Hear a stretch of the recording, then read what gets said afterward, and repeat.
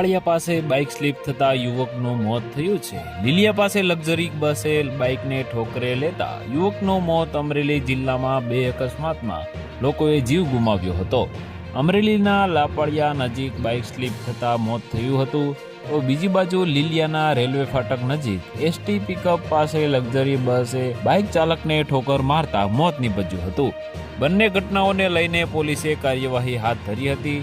અમરેલી જિલ્લાના લીલિયાના Piplava road railway ફાટક પાસે આવેલ બસ સ્ટેન્ડ નજીક અકસ્માત સર્જાયો હતો, જેમાં એક વ્યક્તિનું મોત થયું હતું। ભેંસવડી ગામના રાકેશભાઈ વિનુભાઈ આસોદરા નામના 32 વર્ષીય યુવક બાઇક લઈને લીલિયાથી પીપળવા રોડ પર આવેલ પેટ્રોલ પંપ ખાતે પેટ્રોલ પુરાવવા માટે જતા હતા। તે વખતે એસટી સ્ટેન્ડ નજીક રોડ પર ટ્રાવેલ્સની બસના ચાલકે બસ પૂર ઝડપે ચલાવીને બાઇકને અડફેટે લેતા બાઇક ચાલકને શરીર અને માથાના ભાગે ગંભીર પ્રકારની ઈજાઓ થવાને કારણે તેનું મોત થયું હતું। અમરેલીના લાપાળિયા ગામ નજીક બાઇકને અકસ્માત નડ્યો હતો।